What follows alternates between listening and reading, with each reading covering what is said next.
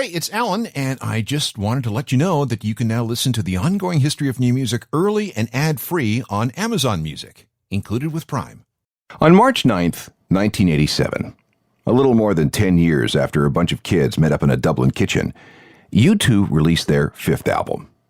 Expectations were running pretty high. After establishing themselves with their first two albums, there was a leap ahead with War in 1983. Then came the Unforgettable Fire in 1984. That represented another leap forward. Things seemed more sophisticated, stronger, bigger, better. And much of the credit has to go to the new production team of Brian Eno and Daniel Lanois, guys who found new ways to bring new things out of the band. This partnership worked so well that everyone agreed that they should work together again on the next record. Maybe they could take things even further, build up the band even bigger. The result was the Joshua Tree. It has since sold somewhere north of 25 million copies, making it one of the best-selling albums of all time. It became a #1 album in 24 countries. 5 of the 11 songs were released as singles, several of which sold more than 1 million copies on their own. The tour in support of the record had to grow from arenas to stadiums. It resulted in a live record called Live from Paris and a documentary film called Rattle and Hum. And it earned U2 2 Grammys, Album of the Year and Group of the Year. The Joshua Tree set up the band as one of the biggest in the world, and over the coming decade, they would become the biggest band in the world. The album has been studied at all levels of academia. Its songs covered thousands of times. The material has even been adopted as hymns for modern church services. Later, in 2014, the album was added to the U.S. Library of Congress as a recording considered to be culturally, historically, and aesthetically significant. Wow, that's a lot of stuff to think about when it comes to just one album, huh? Doesn't it make you curious about what went into making it? That's how I felt. So I thought I'd talk to one of the guys who was there with the band the entire time. Let's get his story on the making of the Joshua Tree. This is the Ongoing History of New Music podcast with Alan Cross. Hello again, I'm Alan Cross. March 9th, 2017 was the 30th anniversary of U2's Joshua Tree album. On March 12th, 2017, U2 fans from around the Toronto area gathered at the Hard Rock Cafe in downtown Toronto, and the point of this was an interview between me and Joshua Tree co-producer Daniel Lanois. Let's get started. Hi, everyone. Welcome to the Hard Rock Cafe. My name is Alan Cross. I'm the host of the Ongoing History of New Music. And I am a lifelong U2 fan. I remember exactly where I was when I first heard I Will Follow. I was in my room doing an essay for high school. This thing comes on, and the guy says, listen to the guitars. They're a bit weird, but I think you'll get into it. And I remember turning around, looking at my radio and going, what the hell is this? And that was it. And this is what has brought me to tonight. And our special guest, Daniel Lanois. Thank you. Now, as everybody knows, March 9th, last Thursday, was the 30th anniversary of one of the greatest records ever released, which was the Joshua Tree, of course. And Dan was there for the making of this record. So that's right. I thought that here, let's have a seat. All right, Al, thank you. Let's have a seat. Let's talk. I mean, this is a record that sold 25 million-ish copies. And let me just pull out my questions here, because I have questions. So let's start with your involvement. You were brought in to do the Unforgettable Fire with Brian Eno. When did you know that you were going to be involved in the album that came after? Well, having finished the Unforgettable Fire, I said to The Edge that I thought we had something left to say. And on the strength of that tiny comment, there was an invitation to carry on into the next record, which became the Joshua Tree. What was there left to say? What did you think? I felt that we had just touched on some of the sonics that were most dear to us, and that the experiments had only just begun, and that we had a lot to yet discover in terms of innovation. Because there was the first 3 albums, which are fairly, looking back in retrospect, fairly straight ahead rock oriented. You get to the Unforgettable Fire, and there are new textures. There's songs like Bad. There's songs like, Wire. There's songs like Pride in the Name of Love, which were markedly different from anything that you two had done sonically up until that point. What did you and Brian Eno bring out on that record? We brought a sound to Dublin that we were already making in Hamilton.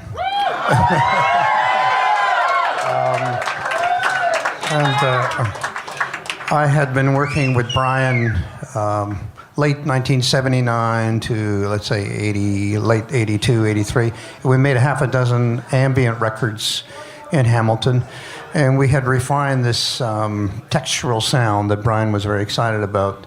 And we found, through various experiments, we found a way of building sounds with different octaves. And so that stratospheric sound that is heard on the Unforgettable Fire is something we already had up our sleeve from Hamilton. So I talked to Larry Mellon once, and he said one of the reasons he wanted to work with you on the Joshua Tree was because you had a real respect for the rhythm section. I was a man of the drum when I arrived in Dublin. I had already experimented in the old Hamilton library because the library had relocated. And the building they vacated was a beautiful building, I think built in the 20s or 30s. And it had endless corridors and labyrinths and beautiful foyers and mezzanines. And I coincidentally had been experimenting in that old building. The city gave me the key to the place. So I recorded a couple of rock and roll records in that place because my own studio was a nice studio, but it was very padded, lots of carpet everywhere. And I just had this appetite to start experimenting with stranger rooms, more reverberant rooms or denser rooms. So when the invitation came to work with U2, they also wanted to break the habit of the usual studio, and they wanted to record in an environment that might be more expansive. So I was right for the job. So that's Danesmoat House? Well, initially we recorded at Slane Castle, which was for the Unforgettable Fire, but ultimately we ended up at Danesmoat, which became Adam Clayton's house. And then did you finish up at Windmill Lane? We always finished up at Windmill Lane because it was right in the city and a good place to mix. And sometimes we get two mixing rooms going. We'd have one mixing team on one side of the glass, the other team on the other side of the glass, and whenever you got a mix, you put up a scorecard, and which would insinuate that you'd be ahead of the other room. So we had this little back and forth game going. So in 85, 86, and people will probably agree with me. 85, 86, there was this anticipation that U2 was on the verge of doing something absolutely super extraordinary. I mean, we saw it with the Unforgettable Fire. There was the Amnesty International tour that came after the record during the sessions for this album. And when the Joshua Tree finally hit on March 9th of 1987, I think we were all kind of we knew that they were going to do something big. I don't think we were prepared for something that big. I'm not sure anybody was. I mean, it just sort of blew up, and I think the world was ready for something fresh and something vibrant, and rock and roll with a new spirit, and I think it all came into focus at that time, Al. I think it's a great record, but it was an interesting time that way. There was a lot of embrace. Let's talk about the album. I want to go through it song by song. I remember there was a press playing of the album before the record came out, and it was done at the old McLaughlin Planetarium, and we were all ushered in, and the lights went down, and then the synthesizer pulse from Where the Streets Have No Name slowly came up, and as the pulse came up, the stars came out on the dome, and then as Edge starts playing guitar, the stars start turning. And it was like, oh God, here we go. And I think this was the first song that I'd ever heard somebody describe as cinematic.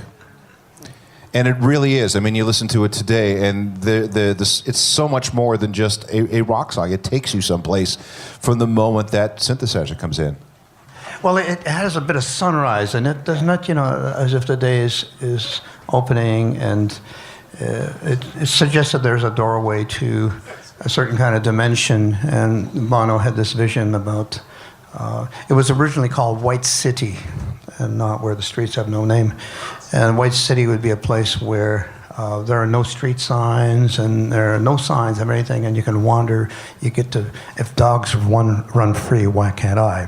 The term would apply. So it's sort of a utopia where we would get to one day where past judgment, past racism, past poverty lines, where the world can be one.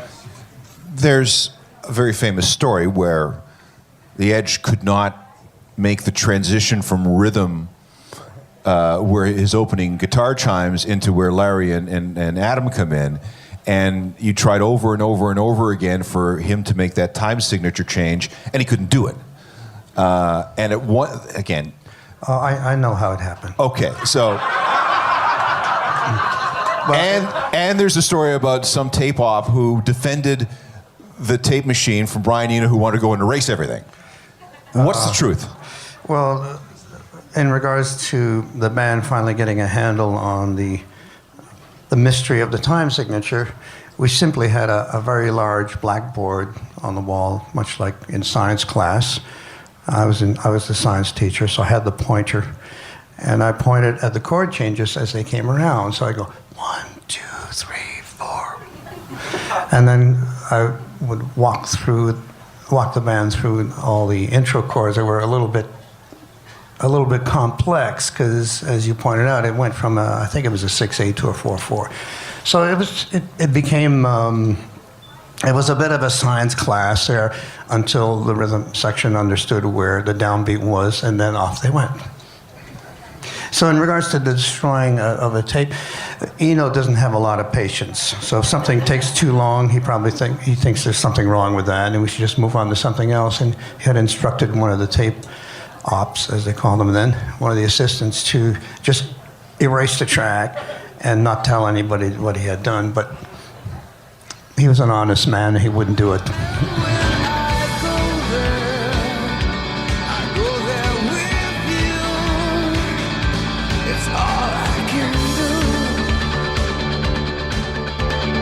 Well, they embraced America in a huge way, and that became the subtext, not a very subtle subtext, but definitely the subtext for the entire record. Thank you. Why did you two become so fascinated with the United States? Well, to be honest with you, I'm not sure what that was all about culturally, but certainly in terms of sonics, we all, even here in Canada, we all grew up with American blues ringing in our ears, the sounds of Detroit from Motown, and there's always been a very high regard for American innovation. So the lads were no exception. They understood that much of what had already happened in Britain had originally came from America. We move on to I Still Haven't Found What I'm Looking For. U2 always has spiritual gospel overtones to some of the stuff that they do. We think about songs like Bad and 40. But this really was Bono embracing American gospel with that song. Yes, it does have a gospel feeling to it, especially when all the background vocals come in. We had a rule. We all did our own background singing. We didn't employ background singers. So it's always the Edge and Eno and myself. And so we hunkered down and we turned this thing into a lovely gospel song. But as I was watching the documentary on the making of, Bono hit on something interesting. He said, of course, we're coming into this fairly well-known gospel territory, and the job at hand then would be to find a new twist or some kind of an angle that would give us a license to visit this wonderful territory. And as I went through the individual tracks of the multi, I realized that we had had a good go at a good few ingredients that gave us a chance to reinvent gospel for ourselves. But what's sweet about that song is it started out with Larry's drum beat, which was a great drum beat that I always loved. It was done in a jam session. We had a work title. I think it was Under the Weather or Under the Weather Girls, something like that. But the drum part was always the best part of it, and so I kept fighting to use that drum part, and it became the spine of the song.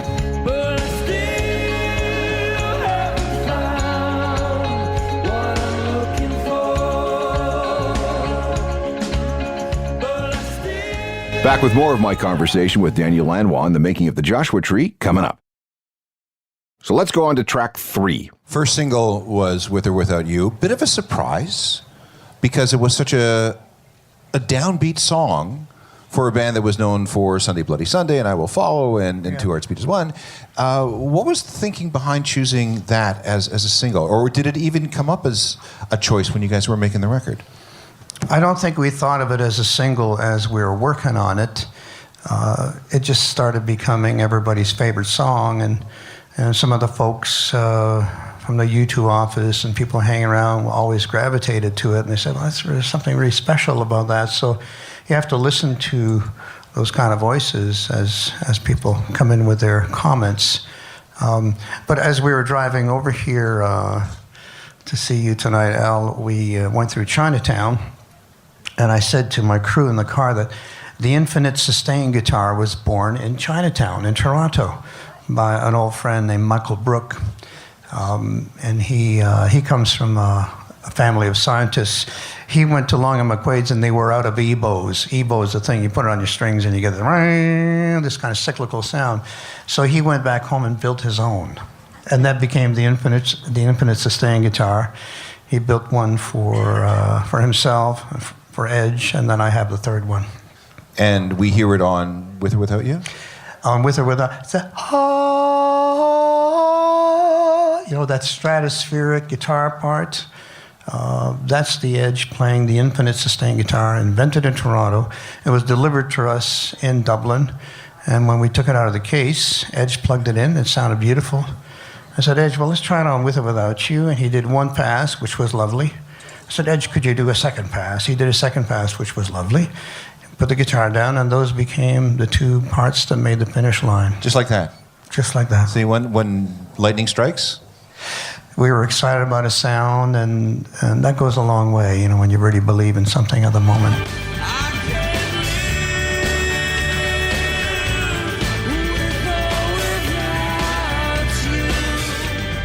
Edge is a real technician, isn't he? I mean, this guy has more gear than anybody. Edge is very technical, that's for sure. He's just good at everything, He's a good downhill skier. Do you share toques? Listen, man, I'm Canadian. I started the toque thing.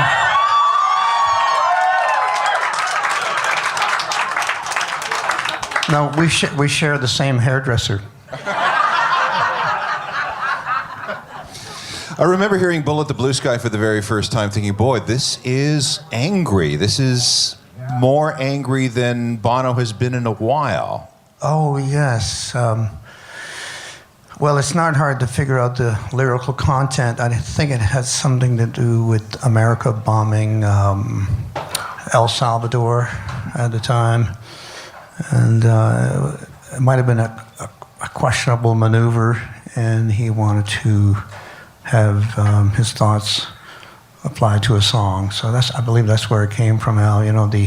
What we will do for resources and money ultimately. We recorded the drums in a fairly dry manner, so it was a small room. And then ultimately we decided that the drums should be a little more harder hitting and more cavernous. And there was an empty warehouse next door to Windmill Lane, and we set up the band's PA in there and piped the drums into the PA and remiked the PA to give us a little bit more punch. So for you technical people out there, there's kind of a variation on the reverb chamber, but without reverb, a chamber of density. That's exactly what they did for Killing in the Name for Rage Against the Machine in '92. The same technique to get that big drum sound. After us. After you, yes.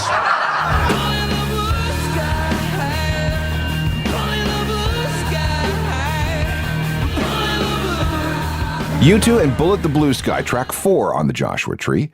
If we're talking vinyl, and of course vinyl was still a very big deal in 1987, we have one more song on side 1. Side 1 ends with Running to Stand Still. And you play guitar in this. Yes, I play guitar. I'm the rhythm guitar player. And there's a lot of improvising in that particular track. Yes, what's nice about that song, it was done as a group. Eno was plugged in, as I was, and Larry was mostly playing a floor tom and a bass drum, and it's a really, really lovely thundering part he came up with. But there's a kind of magic that happens in the band room, and and myself as the guest musicians on the session. There's something special that happens when we play together. I've always played well with Eno, and it was nice that the guys invited us to be part of the band for those tracks. She will suffer the needle chill. She's running to stand still. Closing out side 1 of the vinyl version of the Joshua Tree, that's Running to Stand Still. We'll move on to side 2 in our conversation with Daniel Lanois just a second. We're looking at U2's Joshua Tree album 30 years after its release, and guiding us through the record is a guy who was there to help make it, Canadian co-producer Daniel Lanois. We're going through the record song by song, and we're ready to start talking about side 2. And remember, we're back in the old vinyl days when this album came out, and we're going to talk about Larry Mullen's drumming. It's interesting to listen to Larry play on this record because a lot of his previous incarnation as a marching band drummer comes out. Oh yes, that's how it all started. Apparently, he was part of the marching band in school, and he was a cymbal player. Originally, he didn't even play the snare drum. You know those cymbals, like one in each hand, and you bash them together on cue. He bashed them so hard that he inverted the cymbals, and so that was the end of the cymbal positions. He then moved on to the snare drum, and that's how he developed this. It's a very unique style that he has. Now, we have the tour coming up where they're going to play the album front to back, and a lot of U2 fans are going to their track listing and looking at number 6, Red Hill Mining Town. This is a song that U2 has never, ever played live. Why? Do you know? I don't know. I think Is it the high notes for Bono? No, I don't think it's about the singing. I think the groove works on record, but it's a hard one to pull off live because it plods along. Boom, boom. So I think it's hard to hold the audience's attention on a groove that is so half time. But I spoke with Adam about it recently. He says they've redesigned the groove a little bit so that it works better live. I'm assuming that's what it was, because some tracks, some rhythms just work live and some don't. So it's something that might have given them some trouble along the way, but I think they finally solved the problem. Well, the expectation for them to play that are going to be running pretty high, so they're going to have to do it. Yeah, wonder what they're going to do about the brass, huh? Maybe... Well, there's really nice brass on synthesizers these days, so maybe they'll get one of the guys in, because there's a whole city of people below the stage, Surely one of them can play a bit of a keyboard.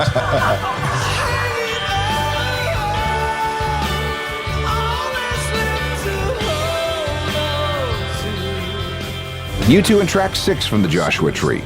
Still have 5 more songs to go, plus there were all the songs that did not make the record. We'll keep this up for part 2 of our talk with Daniel Lanois and get even more super inside info on how this album was made.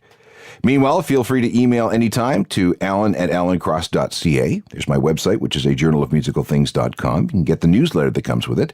It's free and it's packed with all kinds of music news and info every time. Technical productions by Rob Johnston. I'm Alan Cross.